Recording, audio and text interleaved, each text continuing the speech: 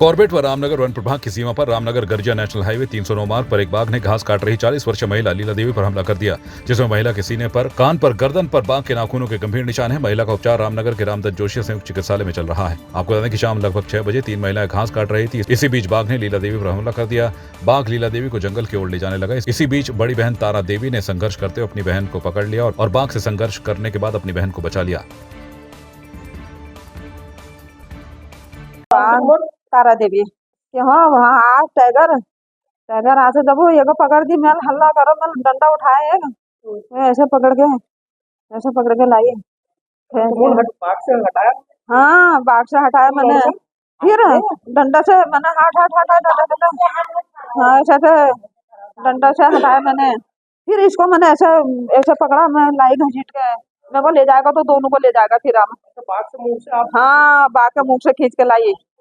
हाँ हम गए, हमारा घर ही वही है, घर ही वही है। कैसे रहते हैं हम, लाइट नहीं पानी नहीं। थोड़ा से थोड़ा आगे रिंगोड़े के नीचे, रिंगोड़े का हाँ रोड पे ही। हिम्मत दिखाना पड़ गया। बहन है मेरी, वो मरते तो दो साथ में मरते। फिर मैंने खींचा, मैंने कहा ले जाएगा, दोनों को ले जाएगा। तीन जो है रिंगोला ये आमदंडा खत्ता जो पड़ता है, यहाँ की कुछ औरतें जो है घास काट के लकड़ी बीनने के लिए जो है जंगल में गई थी। तो रिंगोला से 200 मीटर इधर टाइगर ने इनके ऊपर हमला किया है। फिलहाल मैं इस समय हॉस्पिटल लेकर आया हूँ। रोड पे ही हमला किया? हाँ, रोड से थोड़ा अंदर, रामनगर गर्जिया रोड पर रिंगोला खत्ते से 200 मीटर इधर की बात है। रामनगर की बात। जी, अभी ठीक है, बाकी वहाँ पर स्टाफ भेज। नैनीताल जिले के कैची धाम मंदिर में 15 जून को लगने वाले मेले को लेकर जिला प्रशासन और पुलिस प्रशासन ने तैयारियां शुरू कर दी हैं। इस बार मेले में भारी संख्या में श्रद्धालुओं के पहुंचने की उम्मीद है, जिसको देखते हुए पुलिस प्रशासन ने भी तैयारी शुरू कर दी है। पुलिस क्षेत्राधिकारी नितिन लोनी ने बताया कि पिछले साल मेले में बाबा नीम करौली के दर्शन करने के लिए 2.5 लाख से अधिक श्रद्धालु पहुंचे थे। इस बार संख्या दोगुनी होने की उम्मीद है, जिसको लेकर तैयारियां शुरू कर दी गई हैं। देखिए, पिछले साल भी हमने कैंची मेले में करीब 2.5 लाख के आसपास का फुटफॉल देखा था और बहुत इफेक्टिवली मैनेज हुआ था। हम आशा करते हैं इस बार भी इफेक्टिवली मैनेज होगा। जो हमारा ट्रैफिक प्लान रहेगा वो लगभग पिछले बार जैसा ही होगा। कुछ उसमें एडिशंस होंगे, जैसे जो भीमताल के वाया भीमताल जो गाड़ियाँ जाएंगी वो नैनी बेंड और तिरछा खेत वाली पार्किंग में वहाँ पे रुकवाए जाएंगे वाहन। इसके अलावा नगर पालिका का ग्राउंड है, करीब 250 गाड़ियों की वहाँ पे हमारे पार्किंग स्पेस है। जो गेठिया और जोलीकोट से होते हुए जाएंगी गाड़ियाँ, उनके लिए सैनिटोरियम वाली पार्किंग है। सैनिटोरियम से राती घाट को रास्ता आता है, वो पार्किंग का इस्तेमाल किया जाएगा। कैंची की जो अपनी पार्किंग है वो हम आमतौर पर रहता है कि एक दिन पहले ही भर जाती है, और जो पहाड़ से आने वाली गाड़ियां हैं उनके लिए हम खैरना में पार्किंग करवाएंगे। ये वहाँ इन पार्किंग्स में जो हमारे जो यात्रीगण हैं वो अपने गाड़ियों को पार्क करने के बाद वहाँ से शटल के माध्यम से ही गाड़ियाँ आगे जाएंगी। शटल के माध्यम से जो हल्द्वानी से होकर गाड़ियाँ जा रही हैं या जोलीकोट के माध्यम से या भीमताल से होते हुए जा रही हैं, वो वन विभाग के बैरियर तक जाएंगी, वहाँ से लोग पैदल जाएंगे। उसमें भी एंट्री और एग्ज़िट को बाइफिकेट किया जाएगा रूट को, ताकि किसी भी तरीके की स्टैम्पेड की सिचुएशन ना आए। और जो पहाड़ से आने वाली गाड़ियाँ वो पनीराम ढाबे तक जाएंगी, वहाँ से पैदल मार्ग से लोग कैंची मंदिर तक जाएंगे। देखिए, अभी इस चीज़ को कहना थोड़ा मुश्किल है, लेकिन हम एंटिसिपेट कर रहे हैं अराउंड 4 लाख के आसपास ही भीड़ हो सकती है, तो हमारी तैयारियाँ उस हिसाब से मुस्तैद हैं। पर्यटक नगरी मसूरी में इन दिनों जगह जगह पर सीवर बहने से पर्यटकों के साथ ही आम लोग भी परेशान हो रहे हैं। शहर का कोई भी क्षेत्र ऐसा नहीं है जहां सीवर न बह रहा हो और दुर्गंध से लोगों का जीना दुभर न हो गया हो।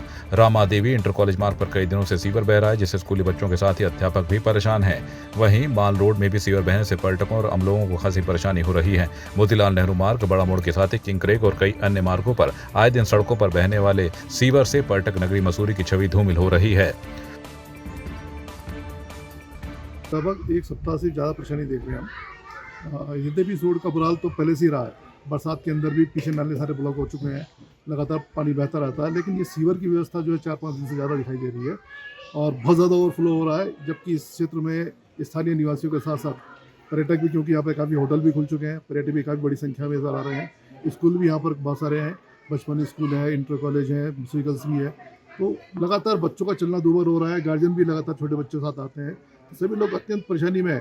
मैं देख रहा हूँ सामने होटल भी हैं, कुछ हैं, टूरिस्ट भी आ रहे हैं, तो मुझे लग रहा है कैसे तो खाना खा पा रहे होंगे, कैसे जिस वजह से आज सुबह यहाँ पर मलबा बह रहा था, चलना मुश्किल हो रहा था, दुर्गंध इतनी ज़्यादा थी, क्लास के अंदर तक उड़वा रही थी। ये सब चीज़ें परेशानी की स्थिति तो है। लगातार अधिकारियों से संबंधित सूचित भी किया जा रहा है, उनसे कहा भी जा रहा है, वो कह रहे हैं कि हम करवा रहे हैं, लेकिन कुछ परिणाम सामने नहीं आ रहा। तो महामारी का खतरा ही कर सकते हैं। बिल्कुल निश्चित तौर पे ये तो मसूरी है, वैसे हर चीज़ का थोड़ा और गर्म जगह होती तो अब तक ये हो चुका होता काम। थोड़ा सा यहाँ पर फिर भी लेकिन ये मक्खियाँ जो है बढ़ती आ रही है, ये इस साल देखने में आ रहा है कि लगातार मक्खियाँ चारों तरफ से, तो निश्चित तौर पे इसका तो इससे बच्चों को काफी परेशानी हो रही है, ये दुर्गंध फैल रही है। बिल्कुल बैठने में परेशानी हो रही है, बच्चों के लिए भोजन की व्यवस्था होती है, उसमें भी साफ सफाई रखने में मतलब बहुत ध्यान रखना पड़ रहा है, तो ये सारी व्यवस्थाएं हैं जिनमें प्रभावित हो रही हैं। ये हमारी तरफ जो सीवर की प्रॉब्लम है ये लगभग 1 महीने से चल रही है और हर तीसरे चौथे दिन लाइनें बंद हो जाती हैं। फिर हम कंप्लेन करते हैं तो 1 या 2 दिन बाद कोई आता है, और इस बार तो 1 हफ्ता लग गया इन्हें आने में। और आने के बाद भी जब इन्होंने खोला है तो पूरा सीवर का सब सड़क पर बह रहा है, उसका पानी भी हमें खुद डलवाना पड़ा।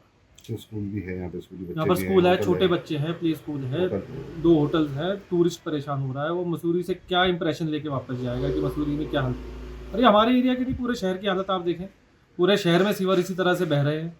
तो टूरिस्ट एक बार आएगा तो जाके खुद दोबारा आए ना आए, कई लोगों को मना ही करेगा। और मसूरी की जो छवि है पर्यटकों में ख़राब हो रही है। जब ये योजना चल रही थी, अच्छा 12-14 साल हो गए होंगे इस बात को, पूरा शहर 3 साल दुखी रहा सीवर की योजना के चलते हुए। और 6 इंच की लाइन डल रही थी शहर में, कई लोगों ने इस मुद्दे को उठाया भी था कि 6 इंच की लाइनें कैसे पूरा सीवर का गंद झेलेंगी, पर क्यों ऐसा किया गया और क्या डाली गई है, ये तो व्यवस्था फेल है पूरी तरह से। आपके माध्यम से संज्ञान में लाना चाहता हूं कि ये योजना 2010 से मसूरी में चल रही है।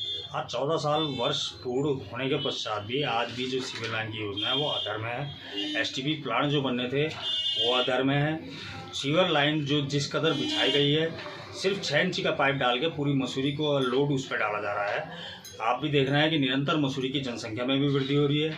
और जो पर्यटक सीजन है, इससे पहले भी मैंने प्रेस कॉन्फ्रेंस के माध्यम से कहा था कि सीवर लाइन का जो कार्य है वो बिल्कुल गुणवत्ता विहीन था, जिसका परिणाम आज पूरे सीजन में दिख रहा है। जब यहाँ पर लोड पड़ा, पर्यटक यहाँ पहुँचे, तो आज मसूरी के हर कोने में सीवर लाइन, हर चैम्बर लीक है, हर जगह गंदगी बह रही है, जिसका जो दुष्प्रभाव है पर्यटकों पर भी पड़ रहा है कि किस तरह का शहर है, और जो स्थानीय लोग हैं उनके ऊपर भी इसका प्रभाव पड़ रहा है। हम पर्यटकों को आखिर मसूरी में दे क्या रहे हैं? ना तो हम उनके लिए पार्किंग की व्यवस्था कर पा रहे हैं। अब साफ़ सफाई की बात थी तो आज इतनी गंदगी पूरे शहर की रोडों पे है, माल रोड से लेकर जितने भी मोहल्ले हैं, जितने भी मसूरी के क्षेत्र है, जहाँ भी मैं जाता हूँ तो वहाँ सीवर लाइन निरंतर बह रहा है। और इस बार गर्मी भी अत्यधिक हो रही है मसूरी में, जिस कारण एक महामारी फैलने का भी खतरा मसूरी को बना हुआ है। तो जैसे जो स्कूल हैं, स्कूल के नज़दीक भी काफ़ी सीवर बह रहा है, बच्चों को काफ़ी परेशानी हो रही है। जी, मैंने बताया है कि सीवर स्कूलों के आसपास बह रहा है, हर जगह बह रहा है, तो कहीं ना कहीं छोटे बच्चे पढ़ रहे हैं और उस गंदगी के कारण कहीं ना कहीं एक बड़ी बीमारी भी इसका रूप ले सकती है। तो तुरंत इसको शासन प्रशासन को इसका संज्ञान लेना चाहिए। मैं निरंतर उनके संज्ञान में इस बात को ला रहा हूँ और उनको त्वरित गति से इस पर कार्य करना चाहिए। उत्तराखंड के विभिन्न स्थानों में फिल्माई गई हिंदी फिल्म फूली में स्थानीय कलाकारों की ओर से अभिनय किया गया है और उत्तराखंड की विषम भौगोलिक परिस्थितियों पर आधारित इस फिल्म को स्कूली बच्चों को दिखाया गया ताकि वे इससे प्रेरणा लेकर आगे बढ़ सकें। फिल्म सत्य घटनाओं पर आधारित है और किस प्रकार से स्कूल में पढ़ने वाली छात्रा अपने सपनों को साकार करती है और उच्च पद पर पहुंचती वो दिखाया गया है। फिल्म के मुख्य कलाकार अविनाश ध्यान ने बताया कि ये फिल्म बच्चों को प्रेरित करेगी। फूली मेरी फ्रेंड है अविनाश ध्यान जी, जो उत्तराखंड में उत्तराखंड के सारी टीम के साथ जो कास्ट है वो भी उत्तराखंड का होता है, उनके साथ डायरेक्ट करते हैं। और वो मेरे पास 1.5 साल पहले मिले और उन्होंने बोला ये है जिसमें पहाड़ की छोटी सी लड़की है जो पढ़ना चाहती है, लिखना चाहती है, कुछ बनना चाहती है, बट उसकी परिस्थिति इतनी खराब है कि वो कुछ भी कर नहीं पा रही है। बट उसके बाद एक जादूगर आता है और उसकी जिंदगी बदलती है और बाद में उसको रियलाइज होता है कि इंसान को अपना जादू खुद ही करना और वो IPS ऑफिसर बनती है। तो ये मूवी इतनी इंस्पिरेशनल है और हमारे समाज के लिए बहुत फायदा करेगी, इसलिए आज हमने 3-4 स्कूल की लड़कियों को बुलाया और मैडम आप को प्रोड्यूसर हैं, इसकी कैसा अनुभव है? बहुत अच्छा। जब ये शूटिंग हो रही थी तो मैंने 2-3 बार टिकली गाँव जहाँ इन्होंने शूटिंग करी है वहाँ भी मैंने विजिट किया और बहुत अच्छा लगा कि इतनी हार्ड परिस्थितियों में अविनाश जी बनाते हैं। ये फिल्म सच देखने की पढ़ना जरूरी है। मुझे ऐसा लगता है कि सिनेमा जो है वो सिर्फ पूर्णता प्रदर्शनी के लिए नहीं है, वो कुछ ऐसी बात भी कह सकते हैं कि जो बच्चों को प्रेरित करे। ये फिल्म स्पेशली बच्चों के लिए बनाई गई है कि बच्चे देखें, मोटिवेट हो और वो अपने जीवन में जो जादूगर कहना चाह रहा है इस फिल्म का कि जादू हो सकता है, प्रोसेस ही जादू है और इसलिए ये फिल्म बनाई गई है। जी सर, रिस्पांस बहुत अच्छा है, बहुत मैसिव रिस्पांस है। कल लगभग सारे शोज हाउसफुल गए हैं और तिमली विद्यापीठ एक जगह है, तिमली गांव, वहाँ ये फिल्म शूट हुई है। डबराल से पट्टी आगे से उसे कहते हैं और पौड़ी जनपद में शूट हुई थी। मुझे ऐसा लगता है कि हमारे पहाड़ का सिनेमा आगे बढ़ रहा है। कूली मैंने हिंदी फिल्म बनाई इसलिए कि जैसे हम पंजाब की फिल्में देखते हैं जो पंजाब की पृष्ठभूमि पे होती है, या हम फिल्म देखते हैं जैसे फिल्म आई थी गंगा जल, वो बिहार की पृष्ठभूमि पे, ऐसे ये फिल्म हिंदी में है मगर पहाड़ की पृष्ठभूमि पे है, उत्तराखंड की पृष्ठभूमि पे है कि यहाँ की जो बच्ची है जो स्कूल पढ़ते हैं, पहाड़ों में रहते हैं, उनको कितनी परेशानियों के साथ वो स्कूल जाते हैं और कैसे अपनी शिक्षा ग्रहण करते हैं और कैसे वो जीवन में सफल होते हैं, उसकी कहानी की है इस फिल्म में।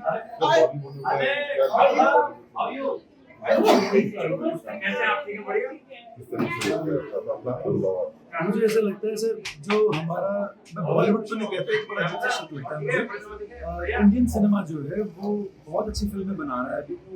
श्रीकांत अभी एक फिल्म आई, मैंने वो फिल्म देखी, मैं खुद बहुत प्रेरित हुआ फिल्म देख के। कूली वैसी एक फिल्म है जो ना सिर्फ बच्चों को प्रेरित करती है, ये माँ बाप को प्रेरित करती है। ये जितनी भी ऑडियंस है वो देखेगी तो वो उस ऊर्जा से भरेगी, माँ बाप देखेंगे और आई एम श्योर की फिल्म बहुत आगे जाएगी। सर, ये समस्या की बात नहीं करती है फिल्म, ये सोल्यूशन की बात करती है कि आप जिस भी जगह पे जो बच्चा किसी भी पहाड़ किसी भी कोने में है वो वहाँ से अपनी जिंदगी बदल सकता है। ये फिल्म ऐसा कह रही है क्योंकि ऐसे बहुत सारे एग्जाम्पल रहे हैं हमारे पहाड़ में। जैसे हमारी गौरा देवी थी, वो पहाड़ की रहने वाली थी, उन्होंने जो आंदोलन चलाया पूरे इंटरनेशनल आंदोलन बना। तो हमारी महिलाओं ने उन्हीं महिलाओं से प्रेरित होकर ये फिल्म बनाई गई है कि आप किसी भी कोने में हैं अगर पहाड़ के, आप अपना जीवन बदल सकते हैं।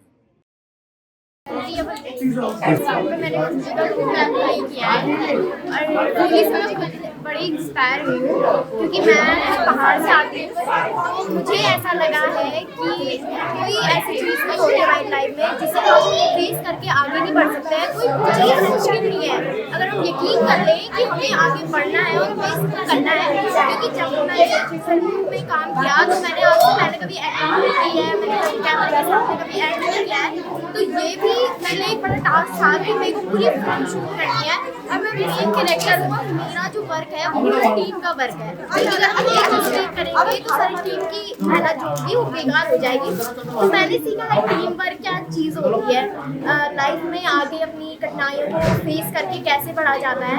और अगर हिम्मत कर ले और दिल में हौसला कर ले कि हमें ये चीज़ करनी है और आगे बढ़ना है, तो कोई चीज़ हमें उस चीज़ तक पहुँचने के लिए रोक नहीं सकती है। मैंने एक्टिंग की ट्रेनिंग नहीं ली है, लेकिन मेरे साथ जो टीम वाले थे, सर थे, तो सबने मेरे को बड़े मोटिवेट किया है कि तू तो कर लेगी, कैसे हो जाएगा। और एक छोटी छोटी जो मेरी मिस्टेकें हुई है, सर ने कभी मुझे डांटा नहीं है, बल्कि मेरे को समझा के कि ये जो रोल है वो किसी की रियल लाइफ है, जो मैंने रोल प्ले किया है वो रियल लाइफ है। तो इसे जो होता है इसके अंदर जो जाने के लिए एक क्रिएटिविटी होनी चाहिए, तो वो सर ने मेरे को सिखाया। मेरे इतने सारे फ्रेंड्स जिन्होंने फिल्म में काम किया हो वो सारे मेरे क्लासमेट हैं और मेरे साथ मेरी क्लास में पढ़ते हैं, तो उन्होंने भी मेरे को बहुत मोटिवेशन दिया है। और आज अगर मैंने ये फिल्म करी है तो अपनी टीम की वजह से, अपने पेरेंट्स की वजह से, डायरेक्टर सर की वजह से और अपने पूरे स्कूल की वजह से, टीचर्स की वजह से और फ्रेंड्स की वजह से की। बेटा, जो बच्चे मैसेज देंगे आप उनके लिए मैं यही मैसेज दूंगी कि अगर आपको लाइफ में आगे बढ़ना है तो उसको बढ़ने के लिए आपको कठिनाइयाँ तो फेस करनी पड़ेगी, लेकिन हौसला हिम्मत नहीं छोड़ना है कि मैं नहीं कर पाऊंगी और मैं नहीं कर पाऊंगा। अगर आपने हिम्मत कर ली और आपने कठिनाइयों से लड़ना सीख लिया, सिचुएशन को फेस करना सीख लिया, तो आप उस चीज़ को हासिल कर लेंगे। वो चीज़ बड़ी, मैं वकील बनना चाहती हूँ, मैं लॉयर बनना चाहती हूँ और मैं भी बाहर से आती हूँ, तो मेरे लिए भी आसान नहीं है। लेकिन अब मैंने फिल्म में काम कर लिया, फिल्म से इंस्पायर हुई कि अगर मैंने सोच लिया है कि मुझे वकील बनना है तो मैं वकील ही बनूंगी। श्रीनगर गढ़वाल में नीट परीक्षा में धांधली का आरोप लगाते हेमवती नंदन बोहगड़ा गढ़वाल केंद्रीय विश्वविद्यालय श्रीनगर के मुख्य गेट पर छात्रों की ओर से विरोध जताया गया और सीबीआई जांच की मांग की। इस मौके पर छात्र संघ महासचिव आंचल राणा, उपाध्यक्ष रूपेश नेगी और स्वाति बिष्ट ने बताया कि पेपर लीक का खतरनाक वायरस देश में फैलता जा रहा है, जिसको रोकने के लिए युवाओं को सड़कों पर उतरना पड़ रहा है। चाहूँगी कि वो पेपर मेरे तक भी पहुँचना चाहिए था। मैं भी एक डॉक्टर, आपको आपके बीच में एक डॉक्टर बनने के लिए मिलती, वो धांधली जो हुई है वो मेरे तक नहीं पहुँच पाई। मुझे बहुत दुख है, तहे दिल से दुख है मुझे कि वो मेरे तक नहीं पहुँच पाया। आप लोगों से गुजारिश रहेगी कि वो जो ये लोग धांधली कर रहे हैं उन तक ये बात। कि जो आज हमने पुतला जलाया वो हमने NTA का जलाया। 5 मई को जो है नीट की परीक्षा हुई थी जिसमें धांधलेबाजी की शिकायत आई। उसका रिजल्ट 14 जून को आना था, बट रिजल्ट आया 4 जून को, जिस दिन इलेक्शन का रिजल्ट घोषित हुआ, ताकि वो चीज़ कवर की जाए। उसमें ये हुआ कि 720 नंबर का नीट का पेपर होता है जिसमें नेगेटिव मार्किंग भी होती है, बट कुछ बच्चों के आए 718 और 719 नंबर। देखा जा रहा है कि एक ही सेंटर के 5 से 7 बच्चे जो है टॉपर निकलते हैं जिनके 720 नंबर आते हैं। तो ये कहीं ना कहीं पेपर लीक की खबर है। और जब एग्जाम हुआ 5 मई को, तो 5 मई से एक दिन पहले 4 मई को ही पटना पुलिस ने कुछ लोगों को गिरफ्तार किया जो कि पेपर लीक मामले में शामिल थे, लेकिन NTA ने इस पे चुप्पी साधी। तो हमारा सवाल है NTA से, हमारा सवाल है मिनिस्ट्री ऑफ एजुकेशन से, प्रशासन से, कि कब तक ये धांधलेबाजी चलती रहेगी। ये पेपर लीक एक वायरस की तरह पूरे देश में फैलता जा रहा है, जिसके शिकार छात्र छात्राएं हो रही है, विद्यार्थी हो रहे हैं जो अपनी तैयारी कर रहे हैं। दिन प्रतिदिन सुसाइड के केसेस आगे आते जा रहे हैं। तो इसमें हमें एक्शन चाहिए और CBI जांच चाहिए।